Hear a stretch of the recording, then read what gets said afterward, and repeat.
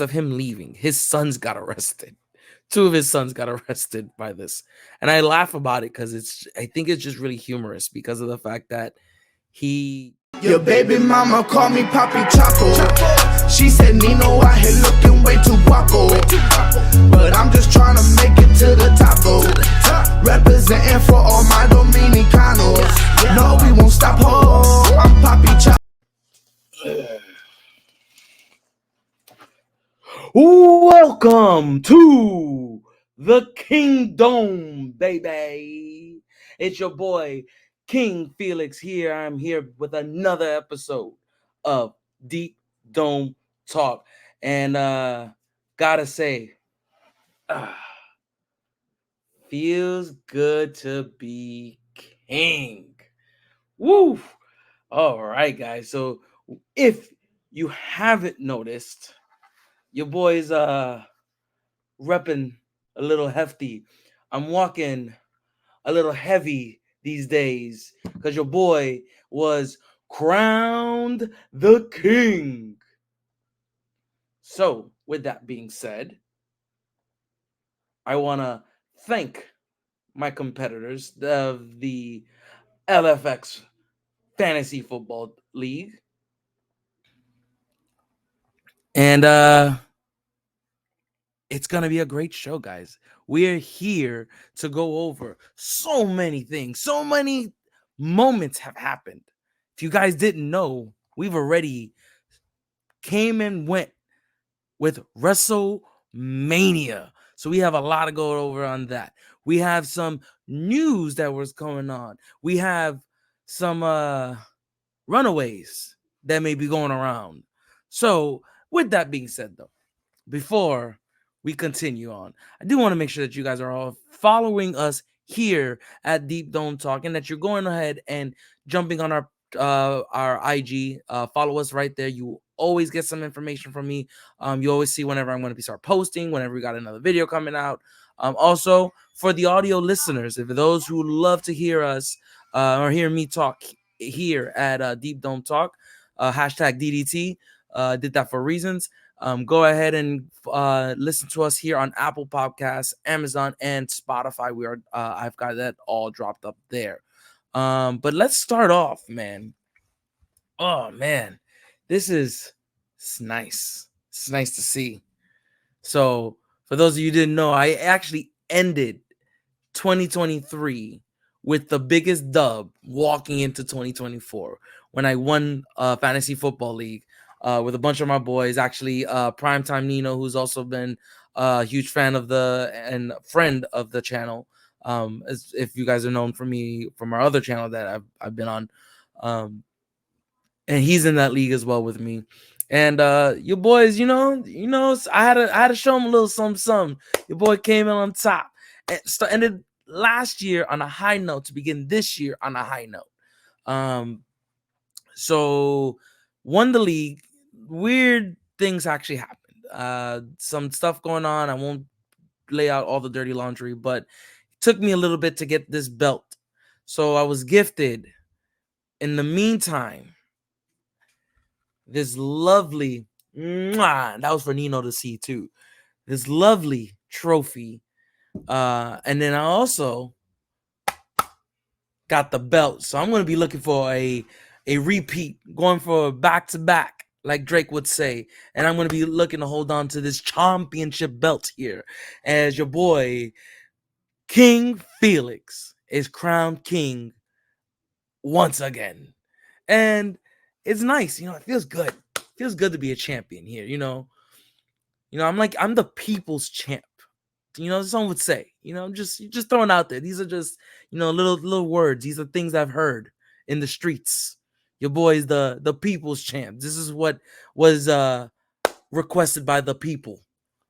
And while we're talking about what's been requested by the people, boy, do we have a hell of a show to talk about, because WrestleMania, which is one of the biggest shows for WWE. For those of my followers who are huge WWE fans, who actually watch the show, I got a lot of feedback from everybody. And again, I do apologize. I haven't been posting as much Just a lot of things going on. If you remember my last episode, a lot of personal things have happened, life changes.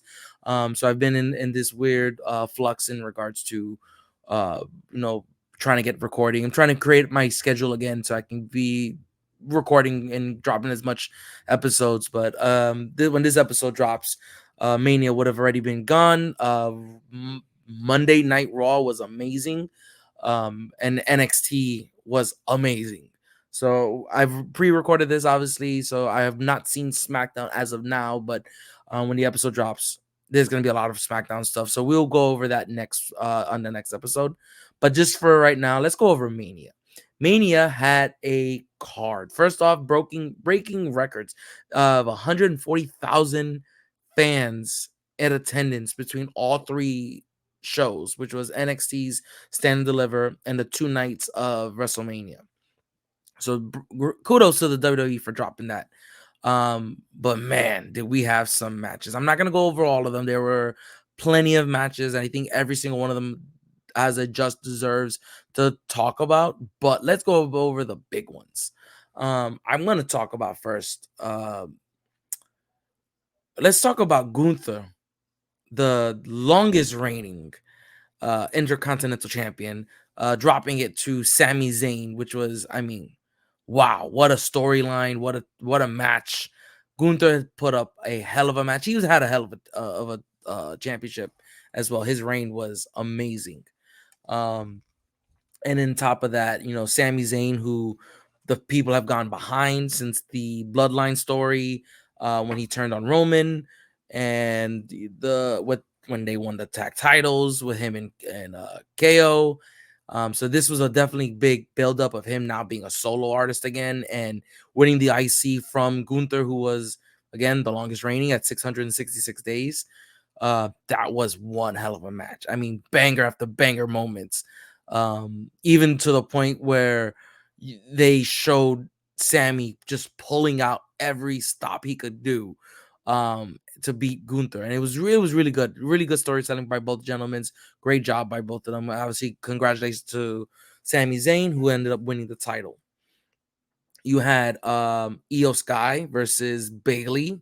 Again, another great matchup. Bailey, who hasn't had a world title run since the end of the pandemic. So this was like her first heavyweight title match that she's actually had.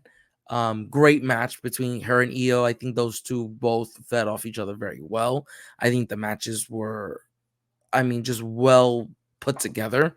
And great job by the ladies, man. They put on a show. And even the tag team match that had the rest of Damage Control versus Jade, Bianca Belair, and Naomi.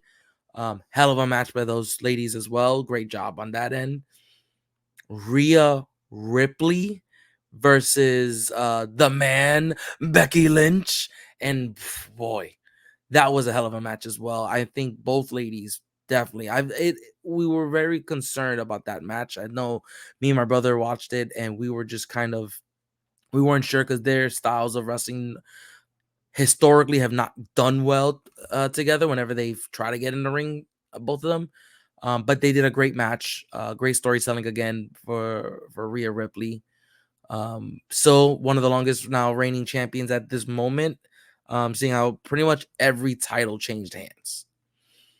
And she had, I mean, what a match to show how dominant mommy really is with I mean, just the way she pulled the stops, the power bombs, her riptide, I mean, everything. I mean, oh god. And Becky threw everything but the kitchen sink at her, and I think she needed the kitchen sink. She should have thrown it at her, because man, she could have came out with that title, and I wouldn't have been mad either way. I think Becky can hold the title and still keep the people over, or be the one chasing it now. In her in her career right now where she's at, I think she's in a good spot where she doesn't need the title, but it's great to have it. Um Now, when I was thinking about all the other matches that were going on, um the bloodline match where The Rock and Roman versus Seth and Cody. I told everybody leading into this weekend, personally, everyone who's talked to me or reached out to me through message, that match would dictate who was leaving champion. And I was 100% on the money with this. And I said, bloodline rules does not mean that Roman will walk out champion. And when The Rock, who again hasn't wrestled in some time, it's been a few years since he's actually wrestled. Um, he looked really good, bearing, I think the tag match did really well with him to hide any rust he may have had. Because I think he was able to just feed off being a heel and just do all the heelish moves, and he didn't have to do much in regards to uh having to hold the title or whip Cody in a way, or beat Roman in a way where it would discredit what they've been doing, both of those characters. I honestly thought that was the moment where they were going to set up Rock versus Roman and have Rock turn on Roman, but it didn't happen. So I fantasy booked that a million times, and PrimeTime Nino could tell you this. I fantasy booked The Rock turning on Roman and pulling some of the bloodline with him, and showing off that he was the elder, and they could have easily gone with that storyline. But hey, I think I've even said it on the Rated F if you go back to some of the episodes I did. And I think I said that to Robbie and them there. So I may have been wrong with how the bookie was gonna go. I rode the ride, and they did not fail, because man, the ending of this weekend, let me correct myself before I say what I was gonna say, turned out to be exactly the story that we wanted to see finish if you're a Cody fan. I know a lot of people who are going to watch this, who are big Roman Reigns fans, are going to say the opposite. They wanted to see Roman continue to reign, beat Hogan's record, maybe not beat San Martino's record, because that record is, it's out of pocket. There's no way they were going to have Roman hold it for that much more longer. But I think the fans who called and screamed about finishing the story, I think letting Cody go ahead and finish the story was top notch, because I think Cody needed it. They've talked about him. This is the main reason he came to the WWE, came back to the WWE, was to win the title. So if you're going to have him here, pretty much make it known what his intentions are, that he needs to win the title, then it made no sense to make him lose for the second Mania in a row. Technically the third, because of the fact that he took the pin cover by The Rock on the first night. It made no sense to make him lose again. It would have just discredited everything he's done. So I think this was the right move. Let Cody win. Let him finally hold the title.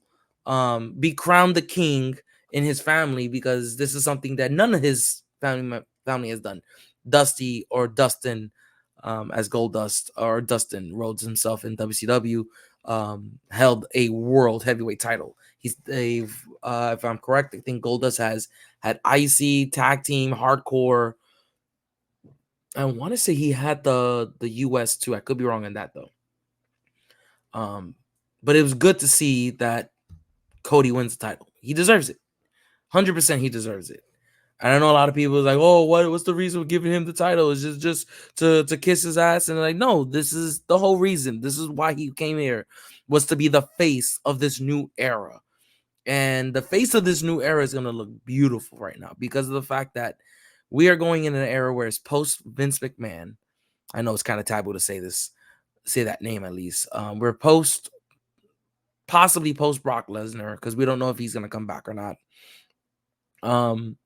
And we're post the PG era. So it's no more of this like kiddie show anymore. They're going to be a little bit heftier, and as far as maybe not raunchier like it was in the Attitude Era. I don't expect to see bra and panties matches come back anytime soon. And to be fair, I don't think we need it. I think we have our characters who are going to be the Attitude Era, as far as like The Rock, the Stone Cold Steve Austins, the Triple H's, The tag teams like DX. We have a lot now that we can bank off of, that we really don't need those like character matches like the Braun Panties match, or the Buried Alive matches. Those are all matches now that are gonna be put to the side, and these are gonna be focusing on hardcore matches at the most, and everything will be just that technical wrestling that we want to see, and the storytelling that we want to see. Because to be fair, wrestling is that, like, our superhero novella, our telenovela show for the guys, because there's a great storyline you can follow with a lot of action, which is what guys like a little story, like a little action. I think ultimately, WrestleMania was the greatest weekend you could have, because of the fact of how well this did. It definitely feels like they are turning over a new leaf. I think this was their best WrestleMania in, I want to say, argumentatively, maybe in the last almost 10 years. I would say this is probably like the best one they've had. I mean, they've had good ones. Not saying that other manias have been terrible. I just think that they have really set a new bar of what Mania could look like, especially post pandemic. So this was a great weekend. I love the fact that they had Damian Priest go ahead and beat Drew McIntyre, who I've always been a McIntyre fan. I've always loved watching McIntyre as the champion. I was wanting him as a champion back in the day. So see that he's had it now 2 or 3 times. I think he's held the title now, which is amazing. Um, did suck to see him lose, but it was great to see Damian Priest, the first Boricua to be champion in over 50 years. So it's great to see. I think Damian will be a great champion to have as the heelish champion. Um, I think this is the exact yin to the yang that we needed. With Cody holding the title, Damian being the heel, and having the title now is perfect with Judgment Day. I would like to see what they're gonna do with the rest of Judgment Day. I know the tag titles now are split up again, so we have our SmackDown champions, who is Waller and Austin Theory, and then we also have Awesome Truth with Miz and our Truth as champion. So I think that's definitely good to see there. It's gonna be an interesting couple months. I want to see what they do as they lead into SummerSlam, which is their next big event. Um, I don't foresee any. I don't foresee any title changes right now, but you never know. WWE likes to throw curveballs. Um, I want to hear you guys' feedback and everything I've said today. I know I'm missing some matches. That was a hefty card, and I'm not even talking about Stand and Deliver, which was a great show as well. Um, but go ahead, let me know what you guys think. What's your favorite match of the weekend? What do you guys think in regards to what they've done so far? Are you happy to see Cody champion? Are you upset? Are you happy to see Damian Priest cash in his title finally? Because a lot of people thought he wasn't going to cash in his title. Do you hate Pat McAfee as your Raw commentary with Michael Cole? I gotta say, I love Pat. I'm a big Pat McAfee fan. I love watching his show every day during the week, and I love to hear him on Monday Night Raw take over, because he is an energy that you cannot find. That man is everything that I think most fans wish they could be. Is just that energy. But yeah, guys, go ahead and drop it down in the comments below. For the audio listeners, I'll leave a question tab for you guys to go ahead and put maybe your responses to this exact question. But yeah, I really am excited to see what they got going on in WWE, and man, it only looks up from here. All right, guys. Um, and speaking of up, so the other day, for those of you who follow me on my social media account, I decided to drop a question on here because I was I was hanging out with a few buddies, and we were hearing some stories, and the comment of a strip club came up, and I've heard a few things. I heard a few reactions, and people were not too thrilled with men going to the strip club, or why they think they go to the strip club. And so I asked, why do I asked the men and asked the women. So read both questions. I asked for the men, I said, why do you like the strip club? And for women, I said, what do you think? Um, and it's more of what do you think about the men going to the strip club? So that was the question. So what do you think is our actual reason? So the reason why men go to the strip club and why what the women think our reason are. And it's always funny to see that it says that so one reaction, and it was from a woman, that says they get attention from sexy women. Um I've only been to the strip club a handful of times, and both times for a bachelor party. So I don't say I have the real urge to say, yeah, I want to go to the strip club. If I go again, I go again. If I don't, I don't. I really can care either way less. Um, I had a great time. I think it was a great night both times I've gone. I've had fun. I think more times, at least the group that I've gone with is we're there to hang out.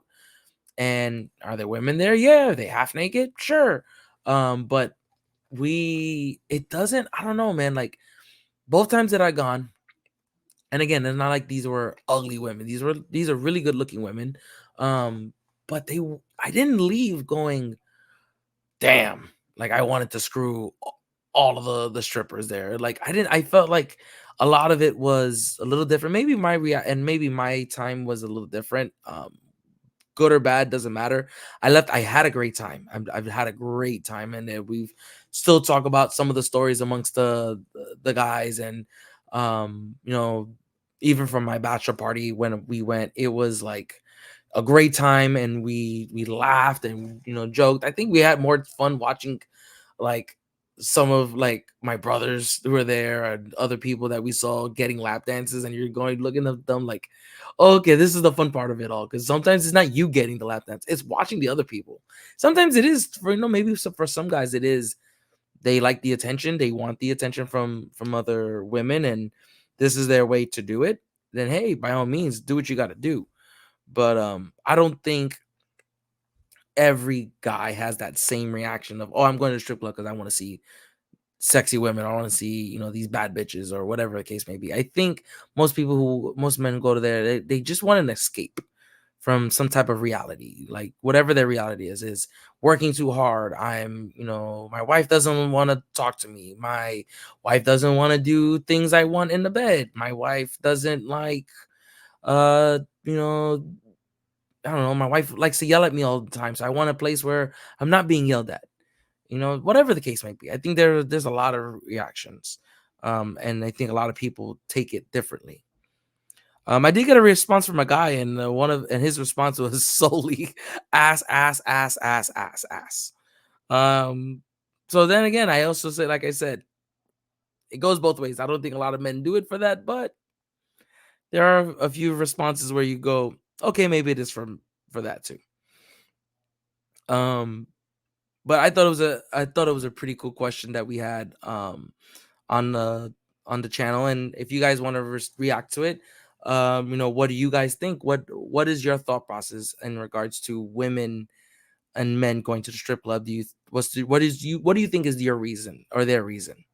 And if you're a woman who likes to go to the strip club, which strip club do you like to go to? I've heard women say they like going to a straight strip club for men, sorry, where they see just other women.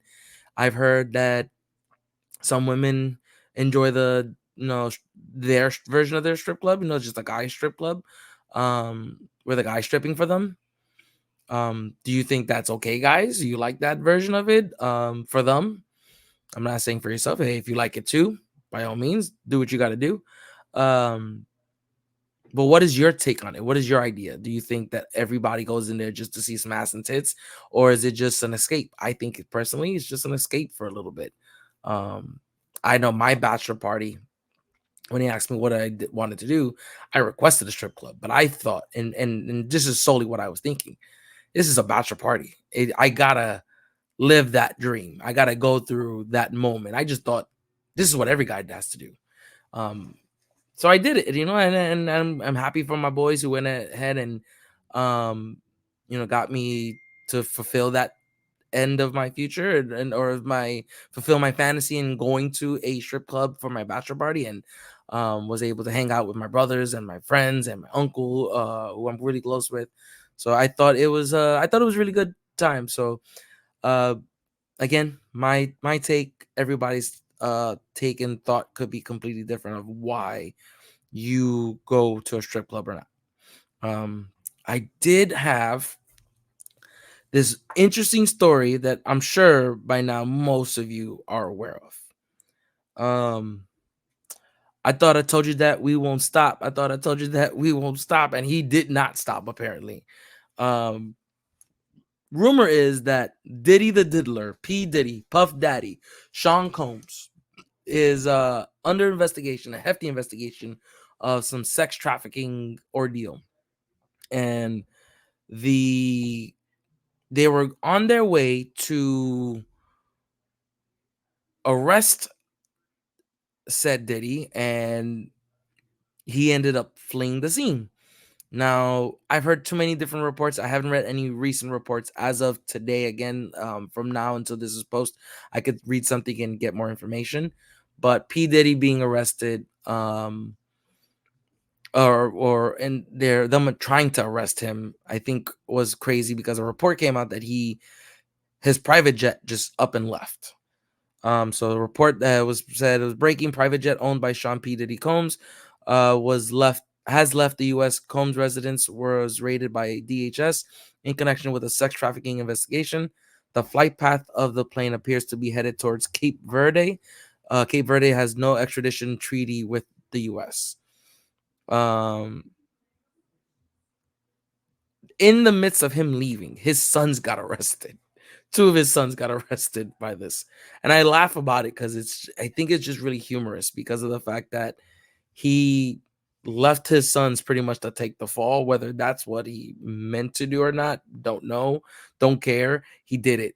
So Sean Combs, P Diddy, him running away from it all I'm a bit humorous for me. I think if you're running, you're guilty. If you would have just gotten arrested and talk about it, and maybe they could have figured it out. But right now, the memes of him getting arrested or him being under investigation, the diddler, oh my god, it's been hilarious. It's just, I mean, grade A stories that are going on because of the fact that he's just on the run. He went missing.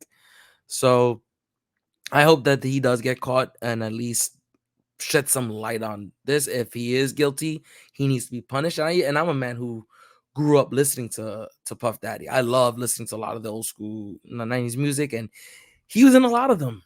Unfortunately for me, because as like I said, I love listening to his music. Um, but if he's a dirtbag, he's a dirtbag. Hey, it is what it is. The shoe fits, you gotta wear it. This man is sitting there. I heard him once that this report says that he went to Cape Verde, but I heard from somebody else that a report came out that he was in Miami.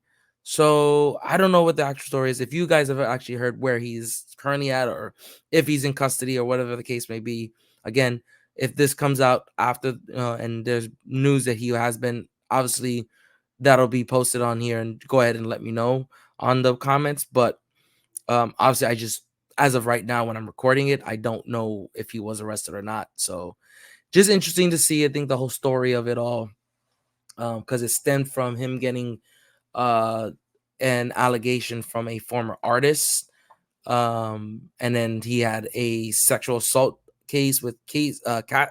I always butcher her name, but Cassie, I think her name is, the artist who sings like Me and You and a few other songs. um so I know she was had an allegation against him, and a lawsuit on him as well. So there's a lot of stuff going on around P Diddy that's coming out. And um recently I started watching the Quiet on the Set, and he's on a couple of the Nickelodeon episodes of all that. um and there was a moment where he's done or said something that was kind of questionable, and we're like, oh, like, now with all these information coming out, you're kind of like, that kind of seems a little dark now. Which, and also, if you haven't seen Quiet on the Set, I haven't finished all the episodes, but whoa, you gotta watch it. That is a hell of a show. It's really deep, really heavy. If you're a 90s fan, this will ruin the 90s Nickelodeon shows for you. At least the live action shows. It ruined a lot of it for me. Do want to talk also about a new segment that I will be dropping called Kingdom Movies. So this is where I will be dropping up a movie that I've seen. I have been maybe thrown at. Maybe you guys drop in a comment, say, hey, you got to check this movie out, and I'll look into it and maybe talk about it and then watch it, or I'll watch it after you guys have set it up, sent me of them, and I'm definitely gonna do my research into it. But boy, do we need to talk about a freaking movie. This movie it's called Damsel. I don't know if you guys have watched it. It is on Netflix right now.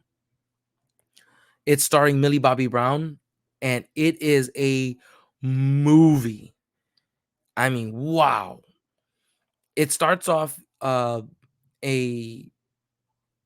it kind of starts off in an old kingdom. I'm gonna end, quick little alert here because I am probably gonna drop a big spoiler on this movie. Because I am gonna mention a lot of stuff on here. So if you don't want to see it, you guys can fast forward to the next segment and I'll give you guys that second to do it. But I am gonna just go ahead and just ruin this whole thing. So this movie starts off showing like an old kingdom, and they were going to fight something, and they were going into this cave as king with all his men, and their soldiers are charging in. And in this cave, there seems to be a monster, a creature, which as they're fighting, you start seeing that it's a dragon. And the movie kind of makes it known that the dragon is the biggest part of the story. And the dragon immediately kills all the men, like pretty much was like done with them all. And the king kind of bows and asks, give mercy. And he's asking, like, bro, like, I will do whatever it is. Just don't kill me. Make sure I get home. And that scene ends. So from that moment that it ends, it goes into showing Millie Bobby Brown's character, who she is she's not a princess yet. She's a daughter of a lord, who's has his own kind of kingdom and society that he rules. And a king has sent for his daughter to marry the king's son. And in exchange, they were going to help their land. So also a little piggyback or a little backtrack on this story. Millie Bobby Brown's character's kingdom is right now, it's going through it. It's in the wintertime. They're not getting any food. They're struggling for resources. And this kingdom is their chance to possibly get that. So the Lord, her father tells her, hey, like, this is our moment. This is like, we can save our kingdom because our people are dying. They're starving. She was kind of against it at first, finally agrees to it. Very reluctant though, but she wants to meet him first before she does give the full agreements. Go to the kingdom. She meets him, and the prince is a very handsome man, well spoken, has a heart. He's like, you could tell he's like definitely like true and earnest kind of feel, and you're like, oh wow, like this guy is really cool. But there's a lot of stuff you can already see in the background going on between the prince's mother, and there's a lot of like back chatter between the lord and her, and things are going on. And they get married, and the father immediately leaves. He congratulates his daughter, and he just gets on his boat and leaves the same day. A lot of it is because it looks like the queen has told the king, like, or the lord, like, hey, like, this is gonna happen. We're gonna take her to the mountain. We're gonna do our ritual and keep it moving. And I think the father already knew what was gonna happen at this point, but he was still so focused on, like, if I get the money for the resources for my kingdom, this will make up for whatever is about to happen. Take her up to the cave up on the top. The mother and pretty much the king and queen go ahead and talk about what went down, what's going down at that moment. And like there's whole ritual situation, and she has to cut their like hands to kind of like give them blood, like this royal blood that's together, and it's pretty much to signify that now they're unified. And then the prince grabs Millie Bobby Brown. He whispers, "I'm sorry," and throws her down the cave. When she gets all the way down to the bottom, which somehow she survives, can't remember too much. I think she like something like breaks her fall, and she kind of like slowly falls down, but she's still alive when she hits all the way down to the ground. And the she's kind of like in a daze, and all of a sudden she sees what looks like birds or like butterflies, but they're on fire, come right at her. And once they come at her, you're thinking, oh shit, something's about to go down. And all of a sudden fire starts coming through, and it is crazy on what is going on, because now the dragon is coming for her. And again, you immediately see this dragon and you know she means business, or he, because at the time you don't know what is it, you know. And as she's running away from the dragon, at a certain point, the dragon starts talking to her. And at first I thought it was like playing games with her, but it wasn't. It actually was the dragon talking, and trying to capture her. And it goes through this whole spell and shows how well Millie Bobby Brown's character is uh, not a stay-at-home girl. She's not a cooks in the kitchen type of girl. She's out in the wilderness. She's hunting. She's chopping wood. She's a warrior, pretty much, for her kingdom. And so this was like the wrong girl to sit down and mess around with, because they sent her down there, and she at first is scared. You know, she's like, this is a monster coming at me. It's a dragon's fire breathing, and it's flying and chasing me, and you know, it's gonna get me, and it wants to get me. It's talking about how it's gonna get me. And she's very resourceful though. She pulls herself together, and throughout the whole movie, you see her just figuring out different ways to get away, and how she finds water, and then how she finds light, and eventually even how she gets her way out of the castle or out of the cave. Come to find out though, through all of this, the dragon's gun ho, like she's gonna get this girl. And they've done a few things at this point to try to get her, and they even got the sister, because Millie Bobby Brown's character has a sister, and the boat came back. So the dad came to go get her. He felt guilty. He's like, nah, this is my girl, it's my baby girl. I'm not doing this. I'm not letting her go down there and to die. Sends all his guys up with him, goes into the cave. They go looking for her. Everybody died. Everybody died. The father was left to kind of stay alive, to call for her. Eventually, he does call for her, but he tells her to run away. Don't come to me. So the dragon kills him for that. Not outright, but he stabs him in the chest hard enough that he pretty much is dead, but he's dying. So she gets the chance to say goodbye, because something happens where the dragon leaves.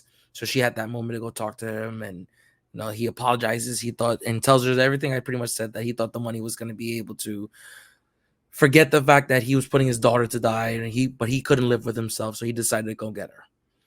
And lo and behold, as things are going on, we find out that there's another story with this dragon. This dragon really is like this because of this kingdom particularly.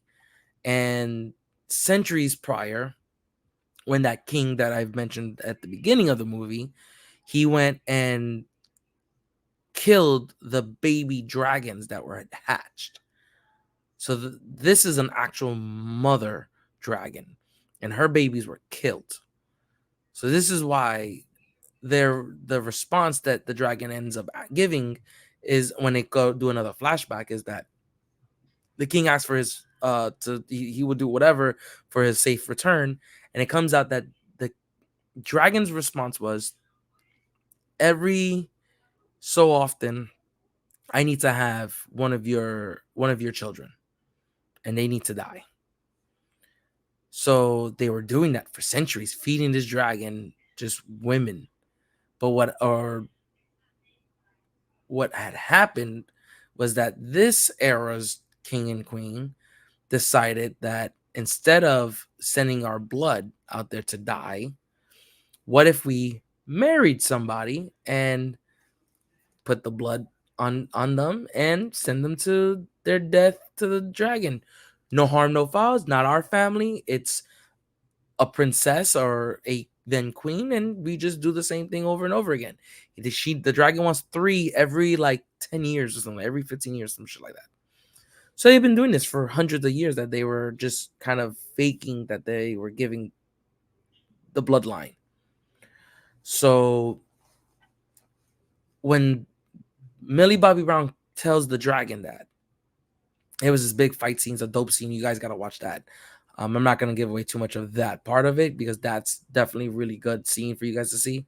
But the dragon ends up being told what's been lied on and what's been going on. And phew, she is pissed. So much so that Millie Bobby Brown gets the dragon to go with her back to the kingdom. They're about to get another girl to go into the cave. They're marrying the prince to another girl. And Millie Bobby Brown tells everybody, hey, in the most gangsters way too, if y'all want to live, y'all need to leave. Y'all need to get the fuck out. And everyone looks at each other and goes, bye, and they throw the deuces and run. And when the queen is sitting and saying, you're not going to scare me out of my kingdom. This is my kingdom. You don't know half of what we've had to do. The dragon comes from the top. And needs to say, turn them all into some very burnt sausages. And it ends in a very, inauspicious way. It's very sad but happy at the same time because, so many people had died already at the end by the time this movie's ended. But it shows like what they were able to do and, how the kingdom was saved, and they were able to kind of go home and, fix things and get things back. Resources came back, and, it's an ultimately great movie, great ending. I think it shows a side of Millie Bobby Brown as an actress that we've never really seen. So I think definitely this is a top-notch movie you guys need to go ahead and watch. And I'm going to go ahead and leave it on that, guys. If you've seen the movie, go ahead, drop in the comments as well. Let me know your thoughts of it, if you thought it was a bang of a movie. But as always, your boy Felix is done here at the King Dome, as we are here at Deep Dome Talk. Guys, again, make sure you're following the channel. If you like this video, go ahead and like the video below. Subscribe to our channel and stay up to date whenever we're dropping up new episodes. I am going to be a little bit better and try to give you some more content as we go forward, guys. Once again, thank you guys for everything. And hopefully you guys have a safe rest of your night. Your baby mama called me Papi Chapo. She said Nino out here looking way too guapo. But I'm just trying to